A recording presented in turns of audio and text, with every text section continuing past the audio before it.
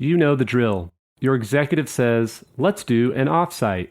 And suddenly you have 12 tabs open, 3 spreadsheets going, and a bad case of decision fatigue. This is where Troop shines, helping you plan without the chaos.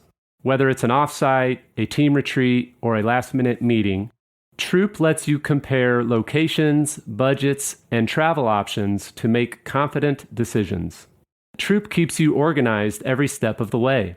So no more chasing info or juggling last-minute changes across 5 different platforms. If you are ready to take control of your meetings, head to leaderassistant.com/troop. That's leaderassistant.com/troop. Hi, I'm Laurie Woolever, and today's leadership quote comes from Dorothy Day. People say, "What is the sense of our small effort?" They cannot see that we must lay one brick at a time, take one step at a time. A pebble cast into a pond causes ripples that spread in all directions. Each one of our thoughts, words, and deeds is like that. No one has a right to sit down and feel hopeless. There is too much work to do.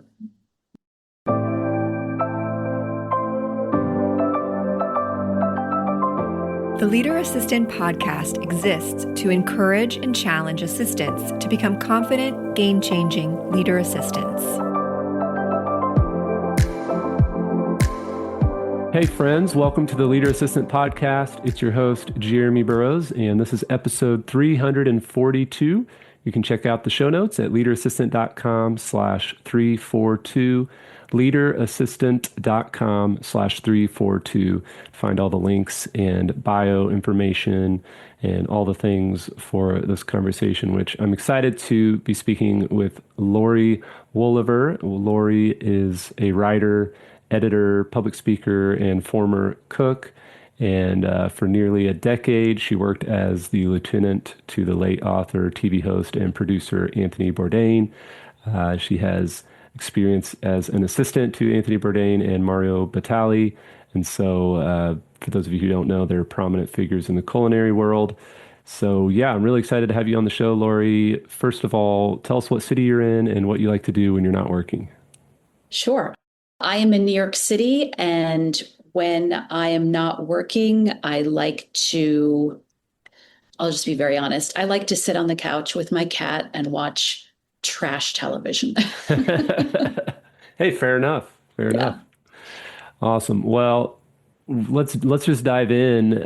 Tell us a little bit about you kind of early in your career and how you ended up as an assistant. Period. What was it about being an assistant that drew you to the role, or was it just kind of something that happened? And, we'd love to hear, as the assistants listening, have various reasons or happenstance reasons that they became an assistant. Mm-hmm. What was your intro into the world of assisting? So when I graduated college, which was 1996, I had a job, but it was really kind of a placeholder job. And I knew that I wanted to get a better, more permanent job. The job I started with was as an intern at Brooklyn Botanic Garden in New York. And so the pay was quite low. And I knew that it would be over after 6 months. And once I actually started the job, I was pretty unhappy. It was basically lawn mowing, weeding, pitching straw, picking up garbage. And those are all great, worthwhile activities. But I felt a little bit that I was, having just graduated from college, not really being a person that loved to be outdoors in the summer heat and physical activity. I felt maybe this wasn't the right job for me. So I started right away looking for new jobs. And of course, as a new college graduate without a lot of real skills, kind of anything you do, any job you're applying for, or at least that was the case back then, was some form of assistant, whether it was publishing assistant or legal or financial, administrative. Everything was, just get your foot in the door and help other people do their jobs. So the job that I ended up with was sort of a household assistant. I was working as a cook for a family that had very simple, healthy food requirements. And so being their cook wasn't really a full-time position. So what I ended up doing in order to sort of justify the full-time nature of the job was I was a household assistant. I would help with the laundry, and I would do the grocery shopping, and I would get the mail and organize the periodicals. And they had an extensive manual of things in the household that they wanted to always have stocked in a certain way. So I was sort of a liaison between other members of the household staff. So I really was doing it for really since the beginning of my career. And then eventually I went to culinary school, and again thought, well, this isn't exactly what I want. I don't really want to be a restaurant cook. It's a little stressful. It's hot. Again, I'm kind of lazy. And how can I take these skills that I've just taken out a big loan to pay for, and use them, but in a different way. And just by stroke of good luck, a job came up to be the assistant to Mario Batali, who at the time had 2 restaurants in New York. He had just published a cookbook. He had a show on the earliest iteration of the Food Network, and he was looking for his first ever assistant to help keep everything organized. And I knew I was qualified, and I knew that this would be a great way for me to avoid having to work in a restaurant kitchen. And I applied for the job. So that was the first time that I really worked, that was officially an assistant, but I had actually been doing that work for a while. Nice, nice. So was it business and personal assistant work at first, or? It's, that's a great question. I think it was a combination of the two. I was working out of one of his restaurants, and was definitely cognizant of the day-to-day workings of the restaurant and would pitch in sometimes. My salary was paid by the restaurant, so I was technically a restaurant employee, a business employee. But there were parts of my job that tipped over into the more personal things, like going. He had children who were quite young at the time that I started working for him, and I would sometimes go over and make them lunch or make a big batch of chicken cutlets to put in the fridge that the nanny could give the kids throughout the week, or just other things, or assisting out with his household needs and with his family needs. But I would say for the most part, it was more business. I think it's often true in the restaurant business that there's very little separation between your personal life and your work life, because you spend so much time at work and with the people that you work with. So it's really just a person's life, that is largely consumed by business, but sometimes there are personal needs for family things. Yeah. Nice. So how did that role evolve? How long, were you there? And then tell us a little bit about I know there was a lot. I'm not super familiar, but I know I have a friend who's a chef, and he's very familiar with both Mario and Anthony. But tell us a little bit about just where your career went from there. And I know there was some headlines, unfortunately, and for both of those people, but yeah, give us a little bit of the rest of your story there. Yeah. So I worked for Mario for 3.5 years, and I'd say the role evolved so that I was starting to do more writing and editorial support. I helped him write 2 cookbooks while I was there. I did a lot of behind the scenes support for the recipes for his television show. We did some co-writing together on articles, and I did some ghostwriting for him. I also did at some point get back into the kitchen because somebody left unexpectedly, and they needed somebody to cook. That was an hour before the service, and they realized they were missing a cook. So I did do some cooking. I did some traveling. It was in a lot of ways a great experience, really a huge education in restaurants, travel, business, media, food, wine, cooking, you name it. It was really kind of just an up close look at lots of different parts of lots of different businesses. You mentioned headlines. Mario was held accountable for some of his behavior in 2017 at the height of the Me Too movement. And I saw some of that behavior when I worked for him. He was not always appropriate in the workplace, not great boundaries, I would say some pretty egregious abuse of power. So it was complicated. I had a lot of fun. I learned a lot of things. I also, I absorbed some things that I wish that I hadn't, and I saw some things that I wished I hadn't. It was just kind of goes with the territory, or went with the territory in this time period of the late 90s and early 2000s. It was very normal in the restaurant business for people to have pretty porous boundaries around in their personal behavior and the things they would say to each other, et cetera, et cetera. So I did that for 3.5 years, and then I worked as a sort of a hybrid catering cook, private cook, and freelance writer, because writing was always really what I wanted to do. From there, I parlayed that into 2 different jobs with magazines to do with food and beverage, Art Culinaire and Wine Spectator magazines, where I was an editor, both of those places. And then I had a baby and I got married, and I was looking for a different kind of position where I could have a little more flexibility, where I didn't have to be in an office every day. And I reached out to Tony Bourdain, who Mario had introduced me to several years before. And I reached out to a lot of people, including Tony, just to say, I'm looking for something part-time and flexible. If you hear of anything, please keep me in mind. And he happened to be looking for a new assistant. His longtime assistant was on her way out, and he offered me that job. And I wasn't sure. I thought it was sort of a backward move to go from being a magazine editor to being an assistant. But I knew Tony, and I thought this seems like a really great, interesting opportunity. I know he's a good guy, so let me try it out. And so I did that for close to a decade, from Wow. 2009 until Tony's death in 2018. Wow. Yeah. So what was maybe two sides? So Mhm. tell us about the best time and the best part of that role, that decade, and maybe the the not so good time, or the like most difficult part of that job. Mhm.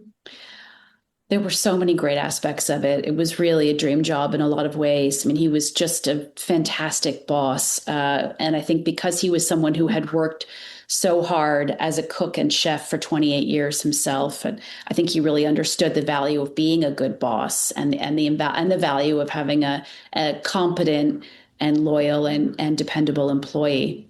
So he treated me very well. I will say one of the real top perks of the job, and there was sort of a series of 5 great moments. At a few years in, he offered me the chance to travel with him and his television crew while they were shooting his show, Parts Unknown. And he paid for my business class flights, and I stayed in the nice hotel. And I didn't really have a responsibility there. It was just come along with us, eat the food, see what we're seeing. If you want to work on your own projects while you're there, you can do that. And so, along with Tony and the crew, I got to go to Vietnam. I went to Japan twice. I went to Hong Kong. I went to Sri Lanka.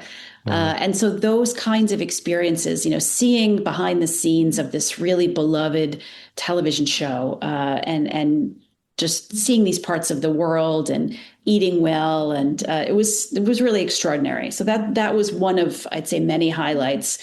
We also co-authored a cookbook in 2016 called Appetites, and that was, what an extraordinary opportunity to co-author a book with such a high profile, interesting, beloved author. Hmm.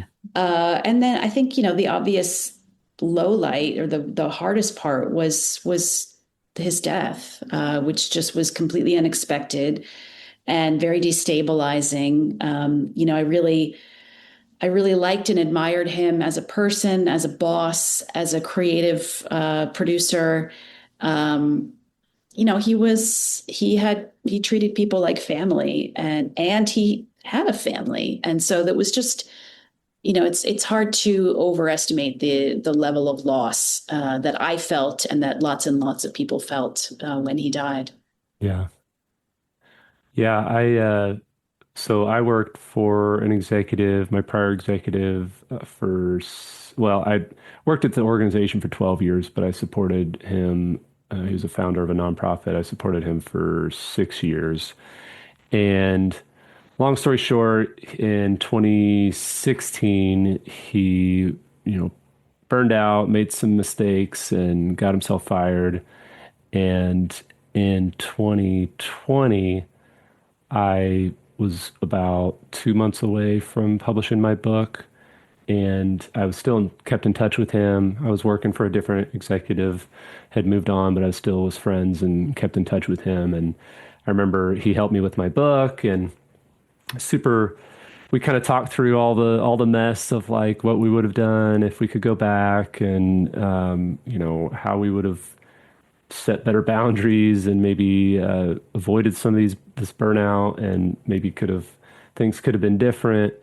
So we had a good time there, and I was grateful for that opportunity. But unfortunately, like a month and a half before my book came out, he took his own life, and it was just one of those things where you're just like the it you just don't, there's just no words, right? There's just no words. Yeah. Yeah. And so when you support someone in an assistant role, it's like there's oftentimes, other than, well, sometimes even more so, but that's another story. But oftentimes, other than their spouse or their kids, the assistant is like the closest person to them, right? And so so I don't know, you share as much as you want to share or as little as you want to share, but having been through that experience and losing not only a friend and a boss, colleague, all the different titles, how did you process that? Because I obviously had to figure that out as well. And there's different, ups and downs and during that processing. But yeah, anything you'd be open to sharing. Yeah, it was really difficult. I felt lucky that I had good relationships with other people that were very close with Tony, that had very close professional associations. And because he worked so much, first as a cook and a chef, and then in television and writing, friends and colleagues were kind of one and the same. He did have some friends who were not involved with his work, but it was the people that he spent a lot of time with and got very close with happened to be people that he worked with. So I had 8.5, 9 years of experience getting to know those people. And that was really important for us to lean on each other, spend time together, just get together, talk, just sort of puzzle it out and support each other. I was very lucky to have quit drinking before this happened. I think that, one of the coping mechanisms that a lot of people turn to are drugs and alcohol in a time of extreme shock and grief. And that's totally understandable. I know for me, it would have just made things more difficult. And so I was able to maintain my sobriety. And I think my involvement with 12-step programs was also a really big part of my ability to kind of keep it together and process the grief. I was in therapy. I had been in therapy for a long time, and I continued to see my therapist through this process. And I spent a lot of time alone, and I don't know if that's a good or bad thing, but it probably wasn't, but it was what I wanted. I was lucky to have friends outside of, people who worked for Tony. I had friends who were good at checking in on me, coming to see me, making sure I had what I needed. But I also I just felt so, just so drawn to isolate, and again, I don't recommend it, but that's what I did. I also have a son. My son was 9 years old at the time. And there's nothing like the needs of a child to keep you, putting one foot in front of the other and getting up and just trying to figure it out. And I'm glad that I had someone depending on me to keep me from kind of going off the rails. So it was, those were my specific circumstances, but it takes a long time. What I realized is that it's not, grief is not linear, and it kind of comes in waves, and you maybe don't feel much at all for a little while, and then suddenly you're just hit by brand new waves of grief and different feelings. I've been very lucky to have a lot of dreams about Tony, and I continue to. Really since right after he died. I mean, I feel like he's there all the time, and they tend to follow sort of the same storyline where he has reemerged, he has come back. It was just a big mistake, or he, took off and faked his own death, but now he's back. And I think it's just a way of the brain sort of trying to make sense of this loss. And for me, it's the great sort of fringe benefit is that I get to see him and talk to him. Yeah. Thanks for sharing. Sure. Let's talk a little bit about, if you don't mind, burnout. So, I mentioned a little bit of my story, but and you mentioned your sobriety. Was there burnout in both of your roles, or was it kind of, I know you talk about this a little bit in your book, but tell us a little bit about your experience with burnout and what maybe caused you to realize that, okay, or help pull you out of that, right? Yeah. I would say there was Because that's burnout. a crazy industry. That's a crazy industry. Yes. Everyone knows that. They watch the show, the Bear, the cooking show. They see all these things. Or they work in the restaurant industry, and they just know it's like nonstop. Yeah, and then add to that the intensity of being someone's assistant, which has its own. Pitfalls. So I would say there was for sure burnout when I worked for Mario. And a lot of it was sort of self-inflicted. I was in my 20s. I was partying a lot. I didn't have a good sense of proportion when it came to drinking and using drugs. And so I was pushing myself as hard as I could in that realm. And Mario was getting more and more busy, starting to open restaurants all over New York, and then eventually outside of New York. And I could just see the job getting bigger and bigger. And whereas I was getting kind of disillusioned by the industry, by him, I was, not enjoying the social aspects as much anymore. And I knew that I needed to make a change, that this wasn't a track that I could stay on indefinitely without really causing a lot of harm to my mental health. So I gave my notice, actually gave him a year's notice, because he was so, loyalty was so crucial to him. And the idea that somebody would leave and take what they'd learned from him and apply it someplace else, which of course is just what people do, in the world of work, you learn and you grow and you move on. But he had such a problem with people, taking from him and helping somebody else succeed. And I thought the only way that I can get out of here, unscathed is just let him know my intentions way ahead of time, and also not to take another job, as an assistant, which I didn't really want anyway. So there was definitely some burnout there. With Tony, it was less so, but I was starting to, before he died, I was starting to get to a place of, gosh, I don't know how much longer I can do the routine admin stuff. And I think, again, it was as much of a me problem as it was, or even more so than a him problem.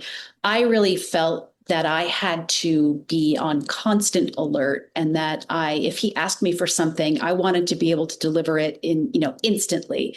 And working for someone who traveled as much as he did and all over the world in different time zones, that meant, being on alert at all times of day or night, and never putting my phone down, and just being constantly ready to react, and I was married at the time, and I had a child, and I had really allowed this job to become the most important thing to me, in the center of my universe. And I want to be clear that Tony never said to me, I need it immediately. When I'd say jump, you say how high. That was pressure I was putting on myself, because I wanted things to be as easy as possible for him. I never wanted to disappoint him. And so I put these unrealistic expectations on myself. And there were times where he would ask me to do things that I thought were kind of silly. Like he would be in Rome, in Italy, and I would be back home in New York, and he would text me and say, "Can you get me a taxi or get me a car to take me to dinner?" Whereas he's staying in a five-star hotel with a 24-hour concierge who speaks 10 languages. Right. Someone who is certainly better positioned than I am to get him a car immediately, but for whatever reason, he asked me to do it. And that was the kind of thing where I felt like I don't want to be doing this for the rest of my life. This is really nuts. But I had no idea how to go about changing that. I thought maybe I could find someone to take over the admin stuff, but then what would that leave for me? How can I ever train someone to do what I've done, to understand the nuances? It felt like an unsolvable problem, and I'm sure it wasn't. But then, unfortunately, the problem resolved itself by way of Tony no longer being alive. So I wish that I could have figured out some way to stay working for him, but to maybe lessen the burden of the constant vigilance. Yeah.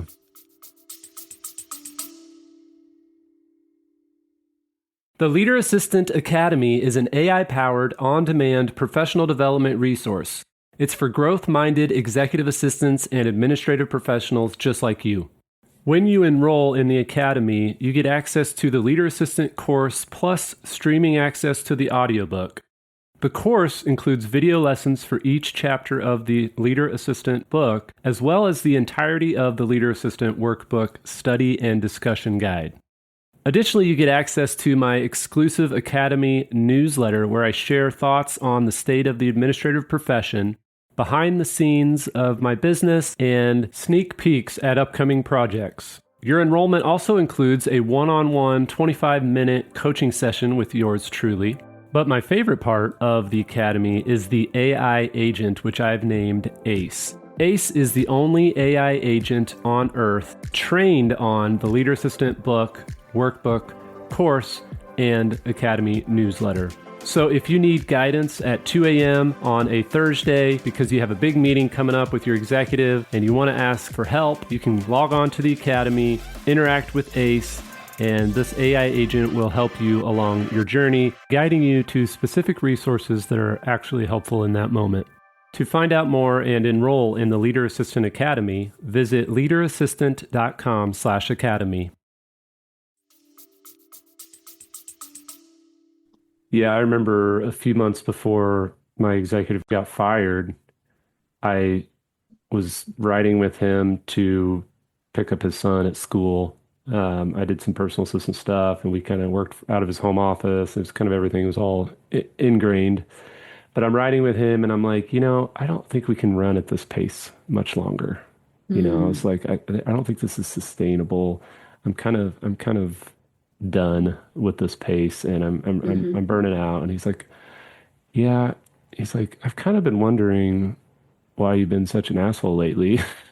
And I was like, well, you made me one. You're the one that's driving us at this pace. And I was like, it's your fault. So anyway, so thankfully he was like, hey, just let's downshift and for the next month, just do the bare minimum, go home to your family, and just like let's hit reset. But then by the time we came back, it was the holidays, and then the next holidays, and then he gets fired. So it's like kind of like it resolved itself as well.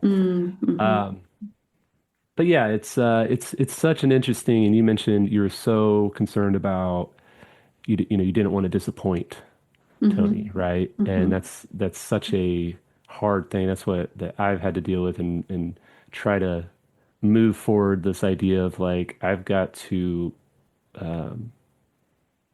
prove my worth to this person, or I've got to get their approval. If I don't have their approval, then I'm going to have a bad day or a bad week, or I'm going to let it affect me, right? Yeah, totally.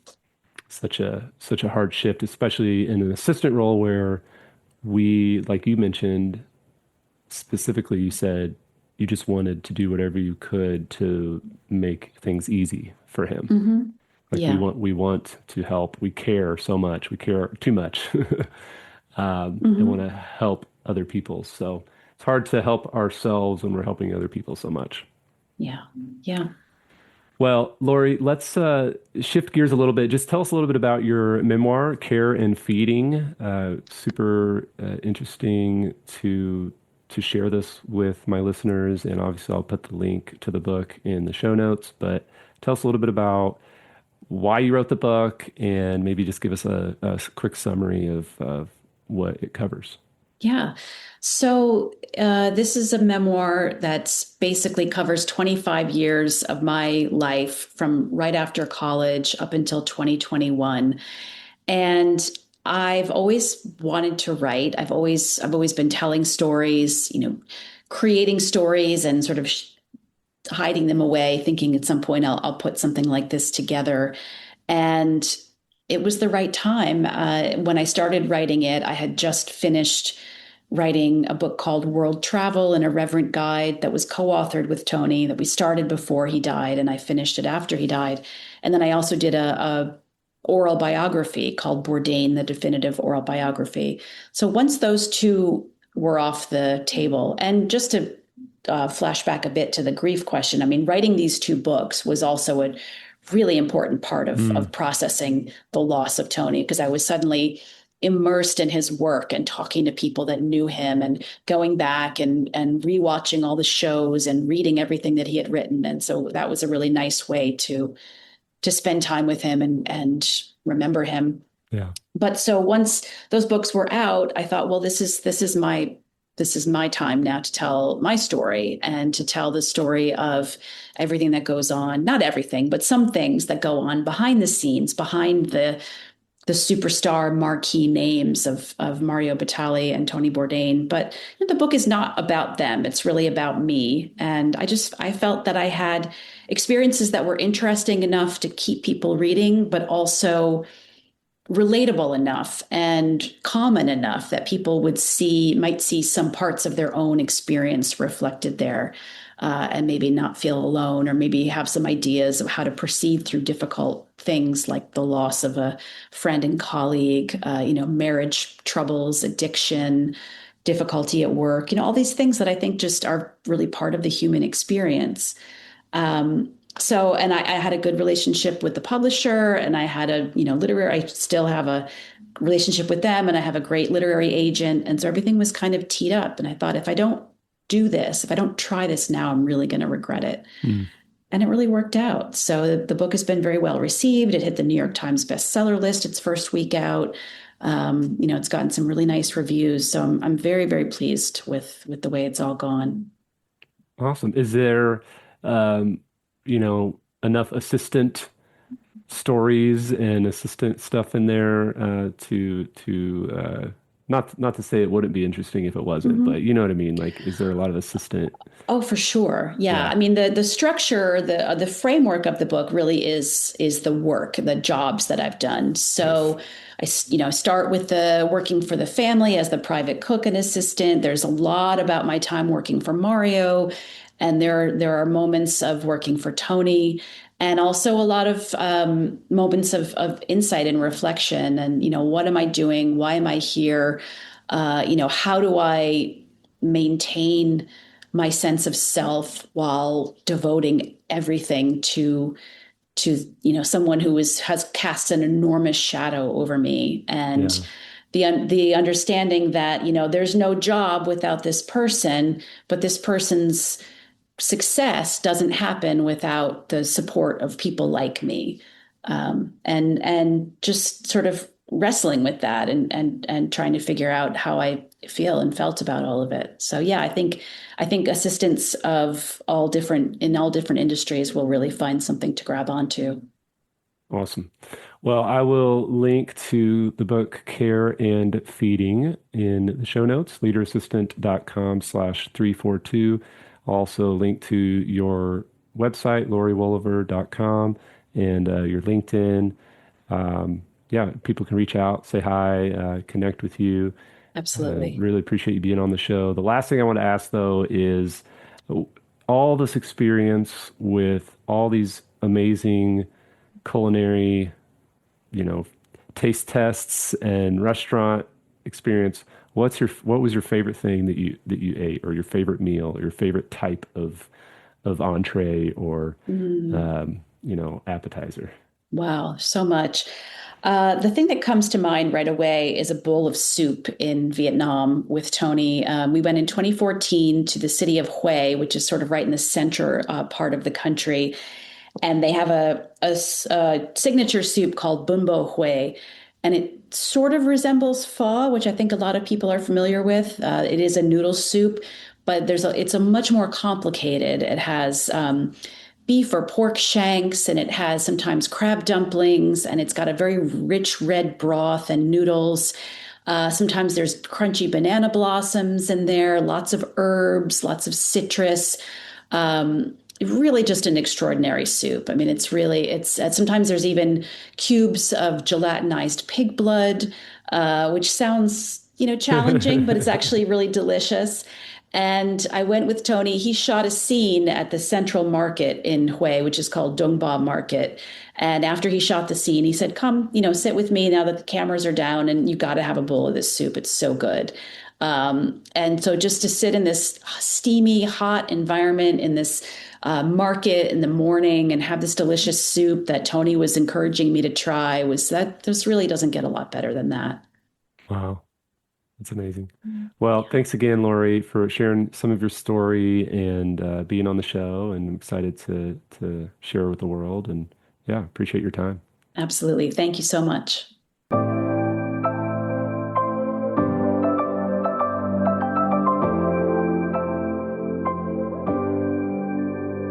Please review on Apple Podcasts.